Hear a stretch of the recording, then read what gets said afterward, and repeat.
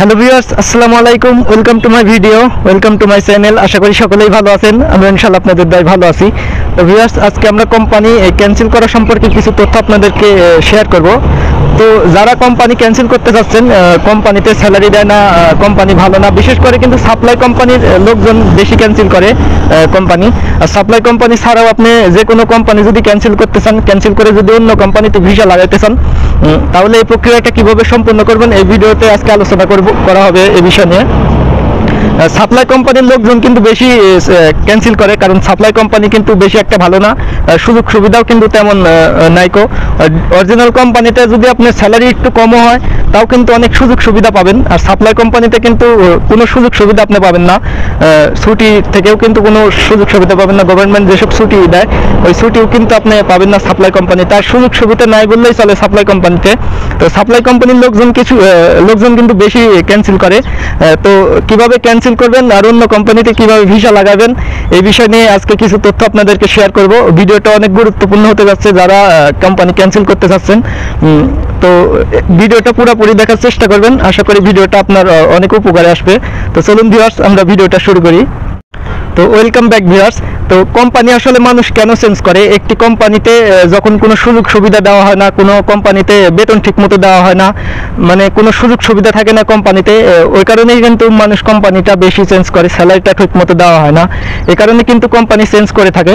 তো যারা অরিজিনাল কোম্পানিতে আছেন তাদের স্যালারিটা যদি একটু কম হয় আপনারা কোম্পানিতে থাকার চেষ্টা করবেন, কারণ অরিজিনাল কোম্পানিতে কিন্তু অনেক সুযোগ সুবিধা দেওয়া হয়, আপনারা অনেকেই হয়তো জানেন। আর যারা সাপ্লাই কোম্পানিতে আছেন তাদের যদি সুযোগ সুবিধা না থাকে তারা হয়তো কোম্পানি চেঞ্জ করতে পারেন।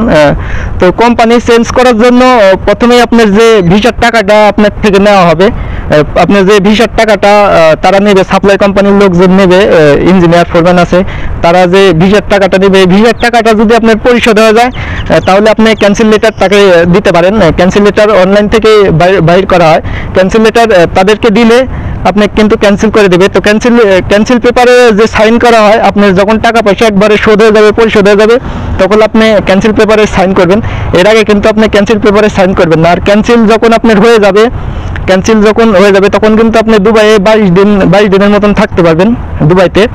তো 22 দিনে থাকার মধ্যে কিন্তু আপনার অন্য কোম্পানিতে ভিসা লাগাইতে হবে। তাছাড়া কিন্তু আপনার অনেক টাকা জরিমানা আসবে। আপনি যখন এয়ারপোর্টে যাবেন, ছুটিতে যখনই যান, এখন হয়তো যাবেন না, পরে হয়তো যাবেন, তখন কিন্তু আপনার অনেক টাকা জরিমানা আসবে। আর যদি 10 দিন থাকে সাপ্লাই ভিসা ক্যান্সেল করার পরে, যদি 10 দিন মেয়াদ থাকে কিংবা 15 দিন, সেক্ষেত্রে আপনি একটি ভিজিট ভিসা লাগাই নিতে পারেন দুবাইতে। যারা ক্যান্সেল করে তারা কিন্তু ভিজিট ভিসা লাগাইতে পারে দুবাইতে। তো ভিজিট ভিসা লাগানোর 1 মাসের কিংবা 2 মাসের ভিজিট ভিসা লাগাইতে পারেন, বেশি টাকা খরচ হবে না। 800 থেকে 1000 দিরহামের মধ্যে আপনি একটি ভিজিট ভিসা বাইর করতে পারবেন। তো আগে থেকে কিন্তু আপনি কোন কোম্পানিতে আপনি জয়েন করবেন আগে থেকেই আপনি যোগাযোগ করে রাখবেন তাদের সাথে। তো তারা যদি চায় হয়তো ক্যান্সেল লেটার দিয়ে কিন্তু তারা ভিসা লাগাই দিতে পারবে তাদের কোম্পানিতে। আর দুবাই শহরে কিন্তু কোম্পানি ক্যান্সেল করাটা বেশি কঠিন একটা কাজ না। যারা অন্য দেশে আছেন, সৌদি আরব, ওমান, কুয়েত, কাতার, এইসব দেশে যারা আছেন তাদের কিন্তু ভিসা শেষ হওয়া না পর্যন্ত কোনো কোম্পানি কিন্তু ক্যান্সেল করে না। দুবাই শহরে আপনি যদি আইডি কার্ড হাতে পেয়ে যান, কোনো সবকিছু কাগজপাতি যদি হয়ে যায়, আপনার ভিসার টাকা পয়সা যদি সবকিছু ক্লিয়ার হয়ে যায়, কোম্পানিকে দিয়ে দেন, তাহলে কিন্তু আপনি 1 মাসের মধ্যেই কিন্তু আপনি চাইলে ক্যান্সেল করতে পারবেন কোম্পানি। তো ক্যান্সেল করার আগে আপনি কি করবেন এই বিষয়টা আগে আপনি চিন্তা করবেন, যে আপনি ক্যান্সেল করার পর আবার দুবাইতে থাকবেন না, দেশে মুভ করবেন, এই বিষয়টা আগে চিন্তা করবেন। যদি অন্য কোম্পানিতে ভিসা লাগাইতে চান তাহলে ওই কোম্পানির সাথে যোগাযোগ করবেন। আপনি ক্যান্সেল লেটার হাতে পাওয়ার পরে 22 দিনের মতন টাইম থাকে, 22 দিনের মধ্যে আপনি চাইলে অন্য কোম্পানিতে ভিসা লাগাইতে পারবেন। আর 22 দিন যখন পার হয়ে যাবে তখন কিন্তু অনেক টাকা জরিমানা আসবে। আর যদি 10 দিন যদি মেয়াদ থাকে তাহলে কিন্তু কোনো কোম্পানি ভিসা লাগাইতে পারবে না। যদি 10 দিন মেয়াদ থাকে, আবার যদি ক্যান্সেলের যদি মেয়াদ থাকে 10 দিন, অন্য কোনো কোম্পানি কিন্তু ভিসা লাগাইতে পারবে না। সেক্ষেত্রে কিন্তু আপনার আবার একটা ভিজিট ভিসা লাগাইতে হবে, 1 মাস কিংবা 2 মাসের ভিজিট ভিসা লাগাইতে পারেন। তো যারা কাজ না করে যদি ড্রাইভিং লাইসেন্স নিতে চান, অবশ্যই 3 মাসের একটি ভিজিট ভিসা বাই করবেন। যে কোনো গাড়ি যদি ড্রাইভিং নিতে চান 3 মাসের ভিজিট ভিসা বের করে, যারা ভিজিট ভিসা দিয়েই ড্রাইভিং লাইসেন্স নিতে চান তাদের ক্ষেত্রে কিন্তু 12,500 দিরহাম খরচ হয়।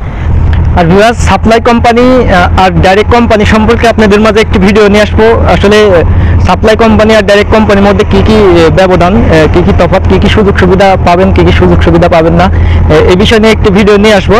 আর ভিউয়ার্স, খুবই গুরুত্বপূর্ণ একটি কথা আপনাদের মাঝে, যে আপনারা যখন ক্যান্সেল লেটারটা পাবেন, হাতে পাবেন, তখন কিন্তু আপনারা ক্যান্সেল লেটারে সাইন করবেন না। আপনার টাকা পয়সা শোধ হওয়া পর্যন্ত, আপনি যে বেতনটা পাবেন এই বেতনটা পরিশোধ না হওয়া পর্যন্ত আপনারা কোনোভাবে ক্যান্সেল পেপারে সাইন করবেন না। আপনি যখন ক্যান্সেল পেপারে সাইন করে দেবেন, তখন কিন্তু আপনি দুবাইতে একটি অবৈধ নাগরিক।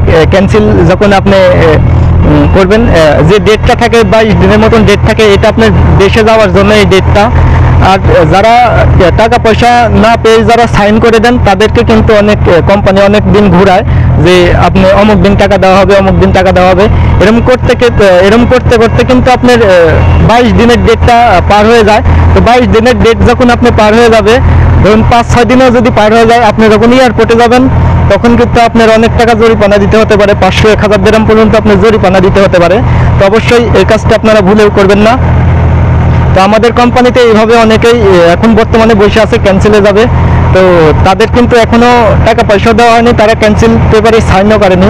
তো কোনোভাবে কোম্পানির টাকা পয়সা না পরিশোধ হওয়া পর্যন্ত আপনি কোম্পানির ক্যান্সেল পেপারে আপনি সাইন করবেন না। আর যদি অন্য কোম্পানিতে ভিসা লাগাতে চান, তাহলে যে কথাগুলো বললাম এইভাবে আপনারা প্রসেস করতে পারেন। তো ভিউয়ার্স, আজকে এই পর্যন্তই ভিডিওটা। সবাই ভালো থাকবেন, সুস্থ থাকবেন। আর দেখতেই পাচ্ছেন কি পরিমাণ ঘামা গেছি, প্রচুর পরিমাণে গরম। বিকালের দিকেই ভিডিও করতেছি, বর্তমানে 5টা বাজে, এখন বর্তমানে বাংলাদেশে 7টা বাজে। তো এই পরিমাণে প্রচুর পরিমাণে গরম পড়তেছে এখন বর্তমানে। তো এই কারণে ভিডিওতে লাইক দিতে কিন্তু ভুলবেন না।